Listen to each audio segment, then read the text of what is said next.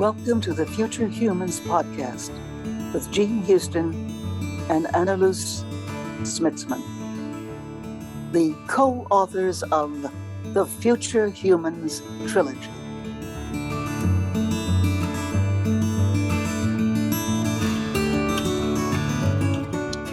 Hello, everybody. Today we have the great pleasure of welcoming my dear friend and longtime friend, the world-renowned scholar, Jungian analyst, and cosmic poet, Dr. Anne Baring.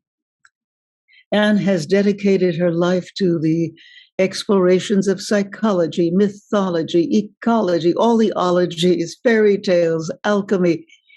She's the author of what I consider to be one of the most important, if not the most important book of our time, The Dream of the Cosmos. As you can see, is annotated on many pages by me. And in this remarkable book, it is not just the summary of her life's work, as well as the myth of the goddess, and many other books, and an enormous collection of articles and talks and presentations that she has written, given, explored, and gifted us with. It's as if she is the woman from someplace else. And I came across a letter written by Jung before he died, who talked about Anne without his yet having met her as he has. And he said that in each aeon, there are at least a few individuals who understand what man's real task consists of, and keep its traditions for future generations and a time when insight has reached a deeper and more general level. First, the way of a few will be changed. It certainly is true. And in a few generations, there will be more. Whoever is capable of such insight, no matter how isolated he or she is, should be aware of the law of synchronicity. As the old Chinese saying goes, the right man, woman, sitting in his or her house and thinking the right thought will be heard 100 miles away.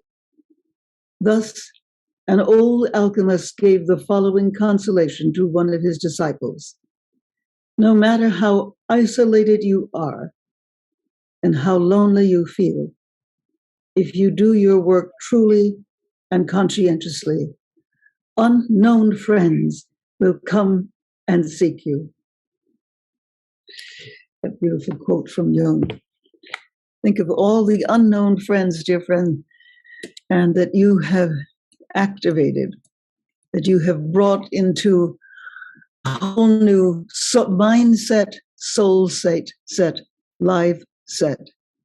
Because in fact, you have helped humanity discover the soul of the world and the cosmos within us. You with your luminous mind, you with your ever exploring intellect, you with your soul that is lit from within and from without, and by the very powers that in which the universe thrives. So I want to thank you so much, dear friend, for being with us for the Future Humans podcast. As you are well known, not just for your writings on the Grail and the Grail Quest, we'd like to begin there. Dear friend, please tell us what the Grail as a sacred symbol means to you, and why you have felt called to bring the knowledge of this essential symbol back to humanity for this time. Well, I remember being deeply moved and fascinated by the Grail story when I was in my teens.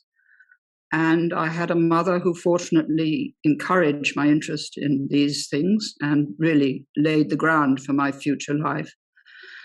And I also studied extensively the 12th century, which was the time when the Grail, so to speak, came to life.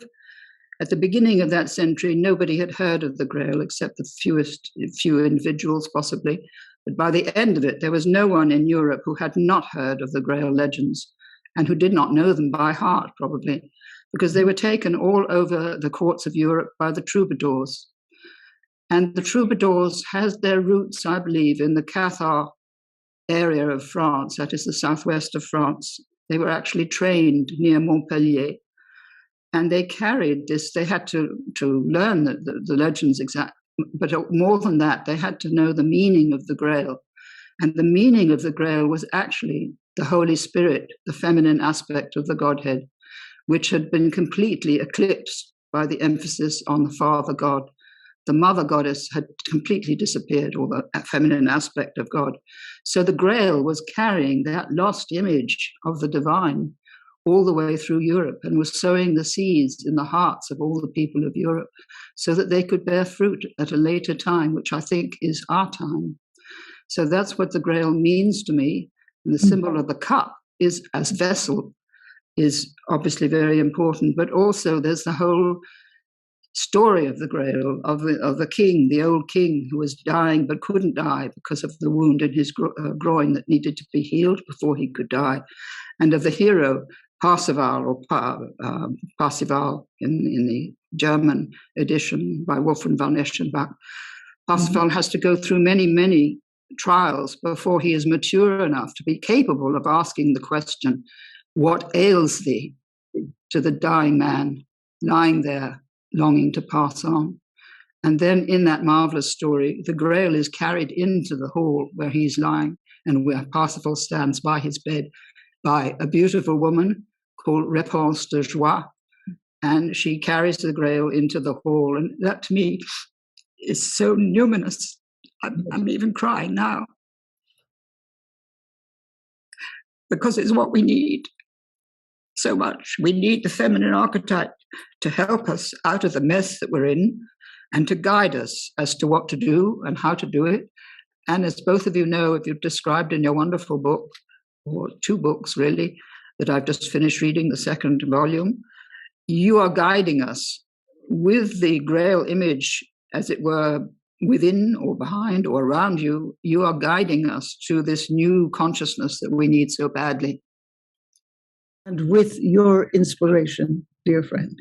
Well, thank you. Yes, I'm very ancient now, but you are a little bit ancient too, not quite as much as me, but we've devoted, both of our lives have been devoted to bringing through this teaching or this vision or this revelation, actually is what it is. And we know how difficult this has been and how long it's taken, years and years and years of devoted work. So I greet you, I honor you, and I'm so grateful to be with you both, really, because this is what our joint work has been and is. It is, and thank you so much, Anne. And I'm really grateful also for the way that you have, really brought forth the wisdom of the Grail, because so often people connect with it only superficially as if it is a relic. But indeed, it is so much more. It is this feminine wisdom, it's the womb as well. And also representing the codes of the higher heart, which indeed we write a lot about in Return of the Avatars, our second book. Now, for me personally, the Grail also has been really an incredible wisdom to guide, to go through challenges, to face the darkness, knowing that there is something deeper within us of integrity, of incredible love, of a direct source connection that actually comes forth within us and awakens within us when we need it the most. And this is, I think, also its power and its guidance and its wisdom for right now and everything that is happening.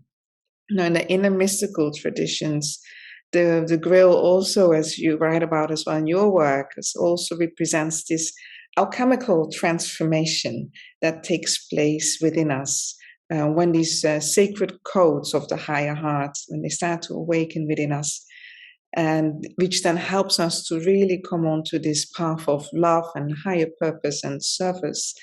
And I believe personally as well that the Grail codes of the higher heart are very important for the development of our human powers, and therefore also the cultures and even the systems by which we grow and develop our world. And we mention in our book that these codes also serve to evolve our collective consciousness to higher orders of reality, which again, right now is just so incredibly important with what we're faced with. And when these codes are not awakened, that's when these archetypes of domination and egoic operating systems, they can much more easily take over our human minds, and humans start to fall into duality traps and division. And as we see now all over the world, it might be that is the deepest story behind our climate crisis and the wars and the violence and the biodiversity loss. And that this return, therefore, to the Grail codes and the Grail wisdom and the Grail quest can really, really help us now to become aware of and then access and explore and then bring forth these higher orders of reality that form part of our larger cosmic selves, which we've been referring to as our avatar selves. Now, in your work, you also talk about this alchemical transformation. And I'd love to know if there's something you can share more about this for everyone who's listening. Yes, I would love to do that. I think the alchemical tradition goes back to Egypt and to the temples of Egypt, which knew about this science of the transformation of the soul and taught it in the temples. And from there it was passed to alchemy, both European alchemy and Persian alchemy. And it entered Europe through both of those streams. And the whole teaching, really, which is also contained in the teaching of Jesus, I may say, or Yeshua, as he was called in Aramaic. This is what he was trying to teach us all those centuries ago, all those millennia ago, really. So the first stage of the alchemical work is called the nigredo, the blackness, the darkness. And one could say that this is the state that the whole of humanity is in at the present time. We're really being called to enter the alchemical process very urgently, because there isn't much time. We're threatened with climate change. It's really the time of judgment that we're faced with now, and we have to develop the capacity to understand this and to grow with the challenge that we're faced with. So as I said, the nigredo is the first stage, and it's about what's called overcoming the old king. Now, the old king is the archetype of the father god, if you like, that has dominated the last 2,000 years without any presence of the feminine with him. So in many of the alchemical texts, you have the image of the old king dying and the new king being born or coming forth. And there's a most marvelous book called The Splendor Solis, in which the young king is illustrated on one of the pages. And it's so deeply moving. And he's coming forth from the unconscious, trying to be recognized by humanity as where we have to move to. We have to move to these new values. We have to leave the old patriarchal values behind us, which were all about power and dominance or domination. And we have to develop the values of service and love, as you were saying, Anneloes, because we simply haven't understood that this is the teaching of all the great spiritual teachers before. They've come to this planet to help us to awaken these Grail codes in us and to awaken our heart to a higher understanding of what we're here on this planet for, that we are, in fact, divine beings incarnated on this planet for a very good reason, which is to take care of it. Anyway, the nigredo is a long spell, maybe many years in my case, probably 20, 30 years spent looking, searching, wandering in the dark, so to speak. And then comes the albedo, the second stage, which is the whitening, the clarification, the shining of the moonlight, the weeping of tears of sorrow and understanding, when you realize that you've been living all the wrong way and you have to completely change your understanding and relationship with life. So the albedo is associated with moonlight and the coming of the dawn, the gray light of the dawn. It's very moving to read about it and to read with the alchemists what they went through as they discovered this is the most important discovery of alchemy is that spirit was present within nature. And this completely contradicted the theology that they've been taught for 1,000 years. And this is where the Grail comes in, because the Grail holds the image of the missing values and the missing consciousness that we need to develop. So, as I said, the albedo is the moonlight stage, the awakening, the melting of ice, the melting of the heart, which has been so wounded in these thousands of years of war. The traumas that the collective human psyche carries are unbelievable and deeply, deeply imprinted. And we need to go through a great healing, which is part of the albedo, a great healing of the collective psyche and the great awakening and healing of the heart, so that it is capable of loving. Because when it's frozen, it's not capable of loving in the way that we're called to love.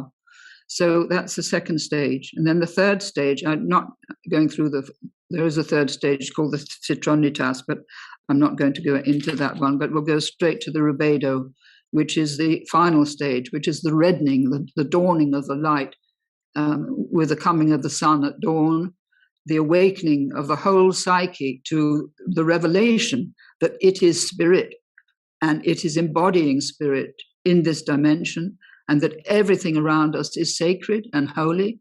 The whole planetary life is a sacred order, which we've completely missed the point of, or the existence of.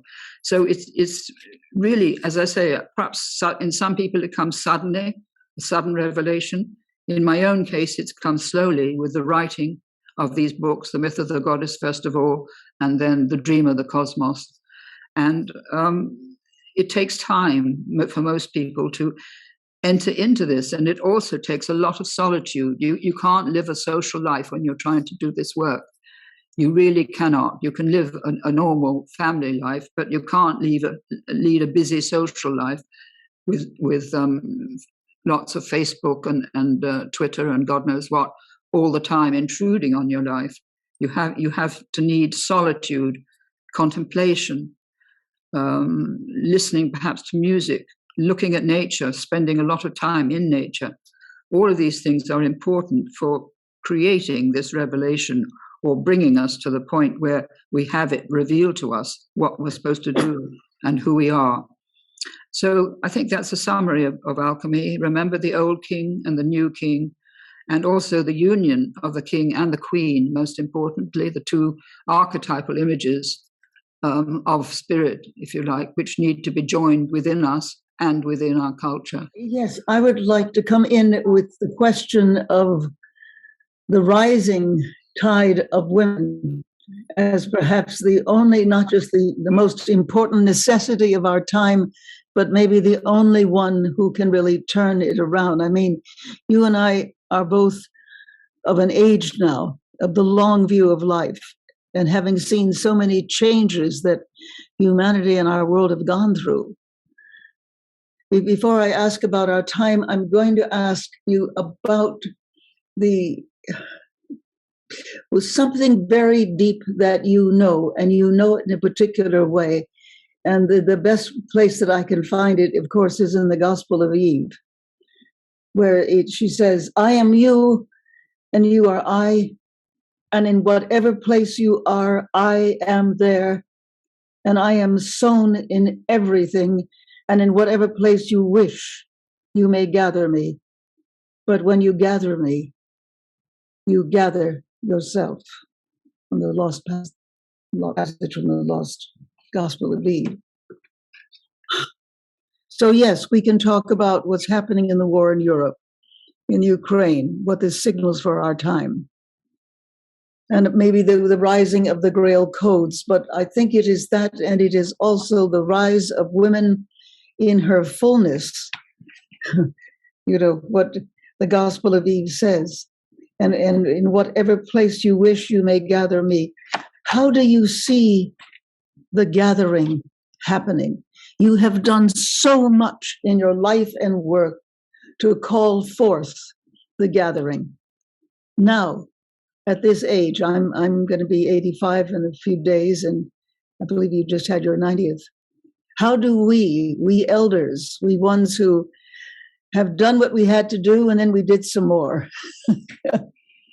How do you see us, well, not just the elders, but the youngsters like Lewis? Really, how do you see women's conscientiousness, cosmic conscientiousness, rising to respond and to act upon a time in which we have the choice to either grow or die?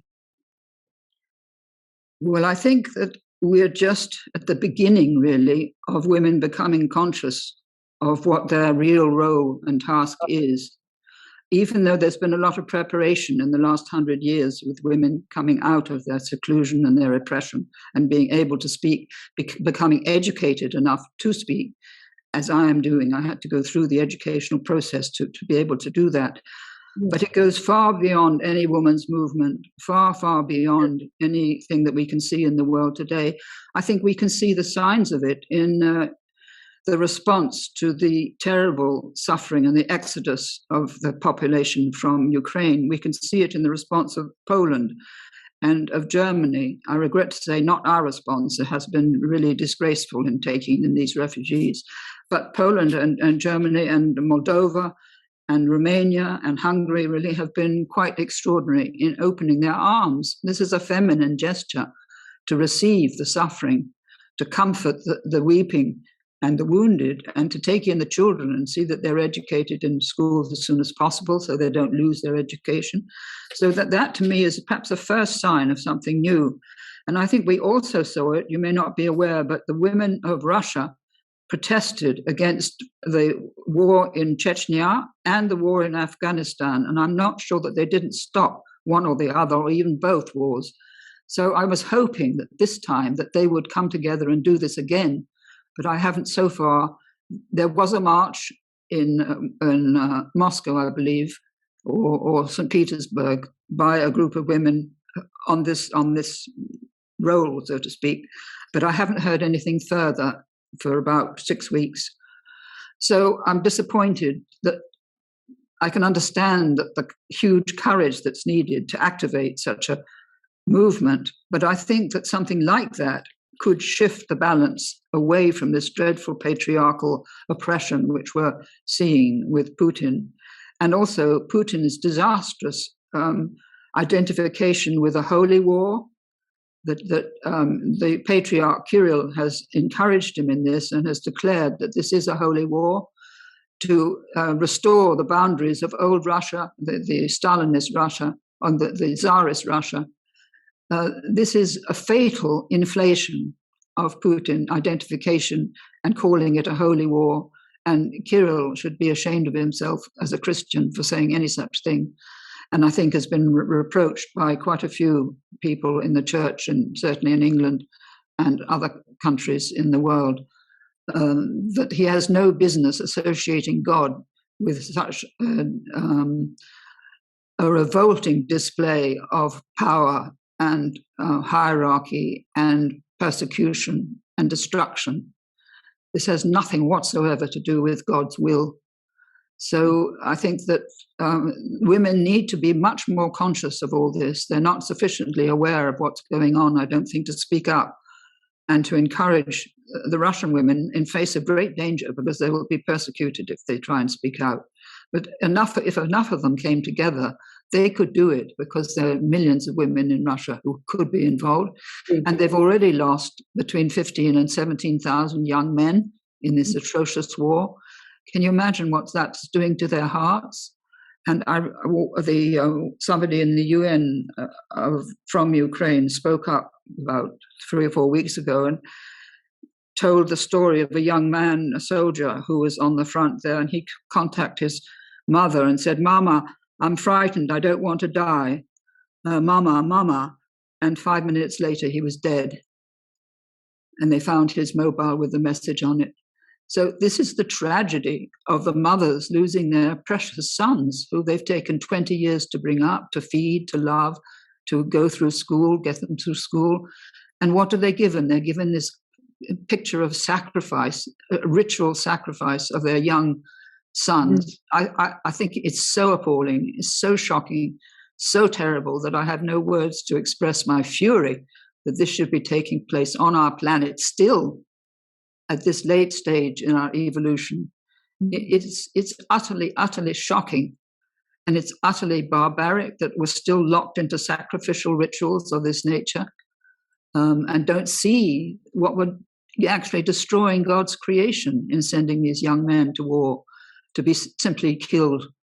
And equally, the Ukrainian young men who have to defend their country and who want to defend it against this fearful aggression that they're faced with, and never having been faced with anything like this before since the Nazis invaded their country. And then since Stalin also imposed his will and starved 3 million Ukrainians to death under his rule, Stalin did. I had a cousin called Robert Conquest who wrote a book called, oh God, what was it called? I don't know. But anyway, he catalogued these horrors that Stalin perpetrated. And I remember he changed from completely unconscious man into a completely dedicated person, bringing these horrors to light, because nobody had done it until he did it. So there we are, that the Stalinist horrors are there underneath everything. That's the trauma that already exists. And then this other trauma. And I found, interestingly, if I've got a few minutes, that yes, please. 5,500 years ago, in what's called the country of Old Europe, or the civilization of Old Europe, which was a goddess culture, which that wonderful Marika Gimbutas discovered. And apparently there was also a Ukrainian man who, in the early part of last century, also discovered in Ukraine the remnants of this extraordinary culture. But Russia, Soviet Union wasn't interested at that time. And so they disregarded what he'd found. But it's all come up in the last few years and is put together with Gimbutas's discoveries. And this culture was destroyed by people coming down from the Russian steppes, just as they're doing now, and bringing with them the hierarchical organization of society, the primacy of the male and of the warrior above all, and the subservience of women. And that was imposed not only on the culture of old Europe, but also on all the countries east of Europe going to India. And it formed the basis of the patriarchal system in India. And the priesthood, the supremacy of the priesthood in India. There was quite a different culture before then as there was in old Europe. So we're seeing a repetition of a pattern. After 5,500 years, this is repeating again, bringing with it the same ghastly ideology of power over others, the rape of a whole nation, really, the rape of 40 million people. And also, part of this, if I can go on, part of this is the production of our appalling weapons of destruction, the nuclear weapons, which was started by the United States when it split the atom in 1945 and developed the atomic and then the hydrogen bomb. And then, of course, Russia, the Soviet Union, had to follow suit afterwards. And that was the beginning of the nuclear race, in which we now have 9 countries who are equipped with nuclear weapons. And we have Putin threatening Europe with these if we dare to set foot in Ukraine with anything more than what we're doing at the moment to help them. So this is outright evil that has come from the ignorance that we are part of nature and that we cannot destroy nature in the way that we did when we split the atom and developed these bombs, because this is a crime against the divine, really. It's a crime against the whole of the divinity of what we are and what the planet is. So I feel very, very strongly about this. And America hasn't nearly understood, not even begun to understand what it's done in splitting the atom and developing all these weapons, because it started the whole thing. And the bombing of Hiroshima and Nagasaki was a prelude to what's happening now in Ukraine, to just wipe out the civilian population. And you don't acknowledge the evil that you've done. You're completely unconscious because you see things only in terms of power and the obtaining of power over other people. given the fact of the last days, I hope, of the toxic patriarchy, who should have died a while back and has not. And what we have is its gestating corruption. What do you, standing in now, for the goddess, the great goddess herself, what do you, as a great goddess, someone you know very, very well in the depths of yourself and also in the heights, what does she say now through you? She says, speaking as the Holy Spirit, wake up before it's too late. Because if one of these weapons goes off, or more than one, you will have destroyed so much of the earth, and you will have destroyed so many people whose lives are precious to me, and you won't even think of what you're doing until it's too late. And if you do this, it's really the end of your civilization on this planet. It's the end of really the higher orders putting up with your going on in the same way as you have been doing for the last 4,000 years. You need to recover your soul. You need to recover the sense of who you are.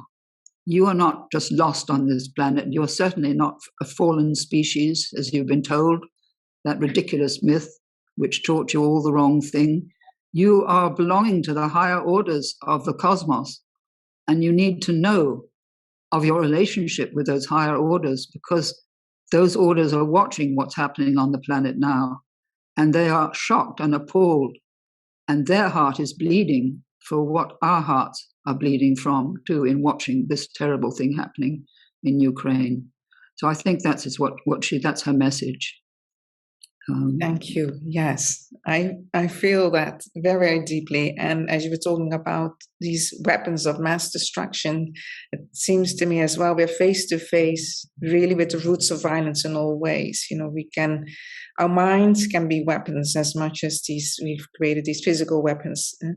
Out of the splitting of the atom has been this attempt to try to split reality for hundreds, if not thousands of years, and coming back indeed to the nature of the quest and how we started this conversation, is that the quest is also bringing us face to face really with who we can become if we rise up and accept really the evolutionary call of this time, or else, as you just mentioned, we play ourselves out of the game of life here on planet Earth. And never before has this contrast been so strong as a species, where it is really about, are we going to choose for life or death? That's right. Yeah. And this is where indeed the wisdom of the heart is so important to guide us, because the behaviors of Putins and men like him and others who behave and act out of violence, whether man or woman, all of that comes from a consciousness that is not rooted and is not sourced in that wisdom of the heart, and therefore only sees to attempt to exist and to control existence by dominating, by dividing, by manipulating. And my sense is, from around the world, people are rising up and standing up and saying, enough is enough. This is why in Return of the Avatars, our main character, Rose, he says, this stops now. Now. Yes, I like that very much. This stops now. Yes, because what is so extraordinary, because faced with this climate change challenge, instead of really coming together and saying, what can we do together to change our whole way of behaving and everything, they just go on with the rivalry. And who's the greatest, whether it's China or America or Russia? It's like three dwarfs arguing with each other over a pot of gold, and they don't see below them is the abyss. It's just so ridiculous, and that they can't see that their role could be the most extraordinary, wonderful role if they came together as brothers and said, look, we're going to help each other, not be rivals with each other. We're going to share what we have. not try and get most for ourselves. Let me ask you a very personal question from me. You recently put me forward as to be named heroine. Well, that is a very tall order. And I've been given to heroics of one kind or another all my life, but this is the turning of the page of hopeful to history. What would you have me do? I've worked in almost 100 countries. I've been there. And now at the age of 85, I still have my health, but I have to go out again. What would you have me as heroine, since you gave me that sobriquet? What would you have me do? You tell me, and by God, goddess, I will do it. I think you should listen to your dog, because I think you did that before, which put you in touch with Anneloes. I seem to remember. Yes. You have to ask the inspiration of your instinct that the dog represents. Yes, she does. The wisdom of that instinct. I think you'll be guided, Jean. You've been guided so much throughout your whole life. I do think for all three of us, I think there may be something more that we can do together to get this what we're speaking about through to a wider audience, and to really, I don't think starting a movement, because it's too difficult to manage a movement. That's right. But I think it could spread from woman to woman, as this is woman's task now. And you could be the leader there, definitely, because of your experience and also your long contact with all the different civilizations that you've been in touch with. So you know them backwards. You know all you need to know.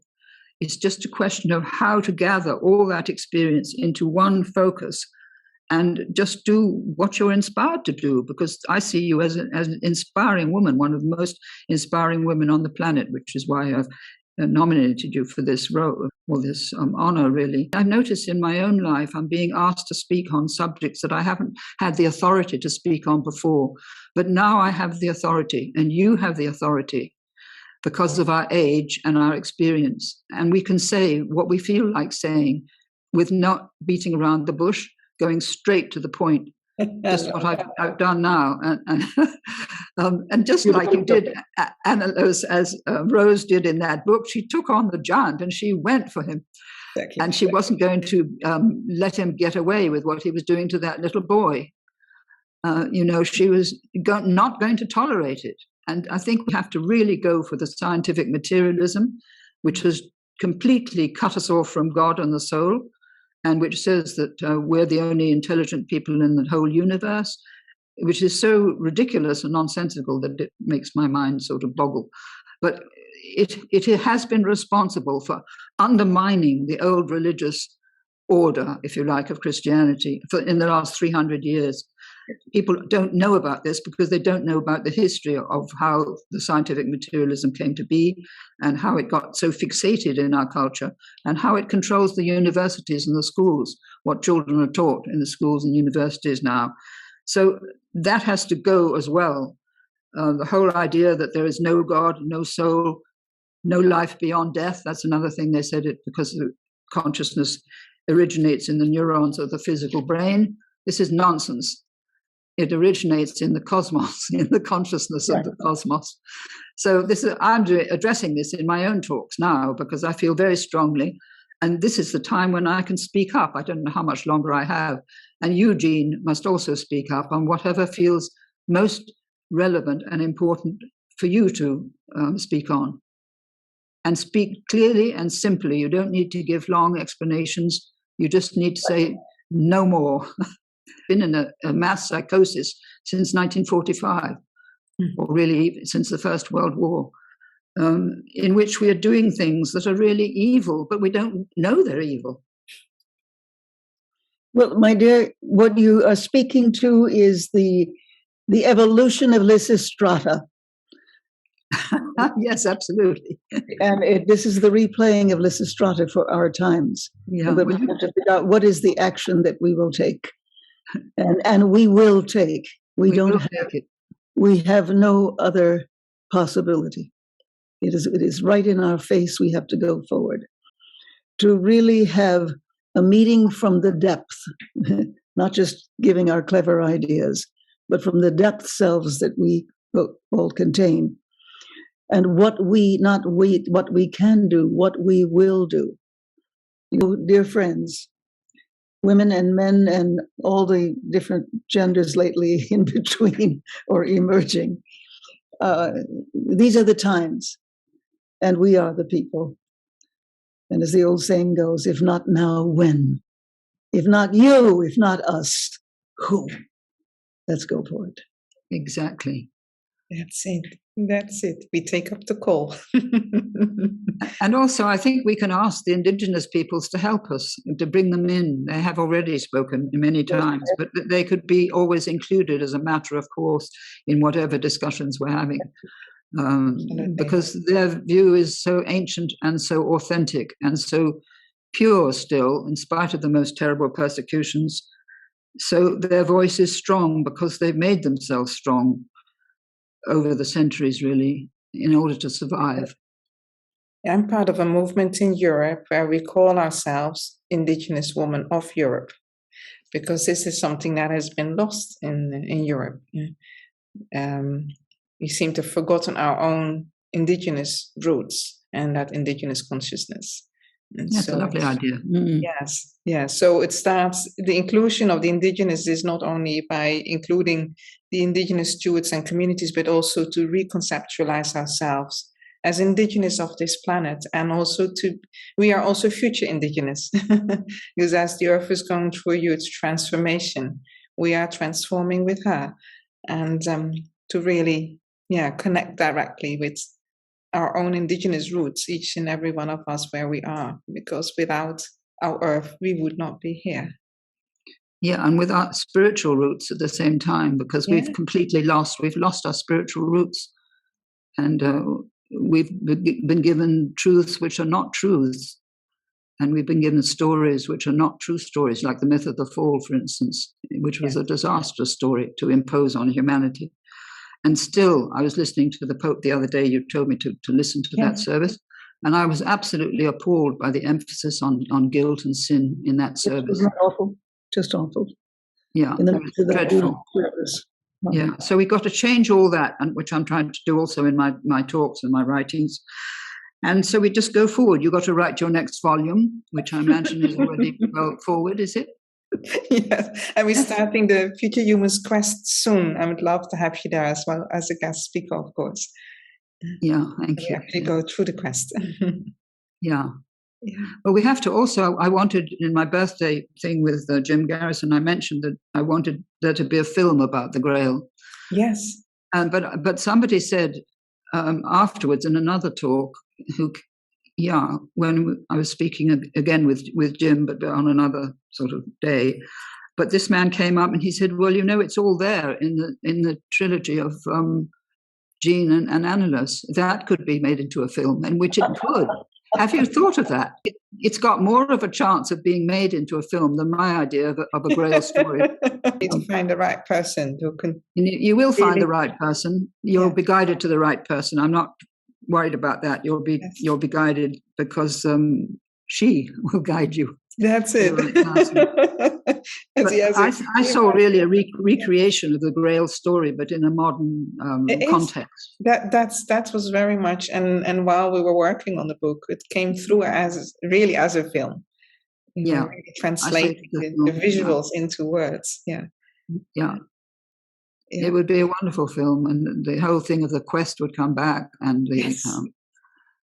the companionship on the quest of the people who are the and a very different understanding of the dragon, because also again in Europe the dragon has been made into a beast and only it's patriarchal, but the dragon is the guardian of the alchemy of fire, and all of the problems that we have today in terms of climate change, in terms of wars, in terms of economic greed and divisions, are all come down to lessons about fire, and about not understanding how to work with the power and the consciousness of fire. So we are burning each other, we're burning our world, rather than working with that power and consciousness for the transformation of our consciousness. Yeah. The dragon means a lot to me. I sent you that picture, which is one of my favorites, but I've got lots of other dragons. Please send them. I made a story about a king, a queen, and a dragon. And the queen was taken prisoner by the dragon, and the king went in search of her. She wasn't really taken prisoner, but she fell into his power, so to speak. And the king went on a long quest for the queen, and he found her with the dragon. And the dragon said, "Well, it's about time you turned up. I've waited thousands of years for you. And I've been looking after your queen for you all these thousands of years." And then there was a great feast with the dragon, who was the cook. The dragon turned out to be a wonderful master chef cook and produced a feast. And that was the end of the story. But the dragon has been with me for many years. That's 1994 that I told that story. My late husband, was very much a dragon follower. That was his spirituality. And so much so that he was a great healer in his own way, too. He would join with the dragon. And I'll go in this room and he wasn't there. So I don't know where he was. But he would fly over the earth with the dragon or as the dragon and find people who need healing. And then he would go down and do his special work on them. Well, that was his profession, being a dragon. He was a professional dragon. Bring that into the film, Jean. That would be lovely. Yeah, have a dragon who heals people. That would be lovely, because it is the power of fire which does heal. Yes, the power of life. Really. That's it, and the sacred masculine in there as well. Yeah, absolutely. Yeah. And men need to know that there is a sacred masculine as well as a sacred feminine, and that their true role is a knight of the Grail. Really, that is their role. Exactly, and in service of the Grail. Well, dear friend, thank you so very much. This has been a richness and an enchantment and a true telling. We could not ask for anything more. Well, it's been wonderful for me to be able to be with both of you and to be inspired by you, and also for you to listen to what I had to say. That's really lovely. Thank you.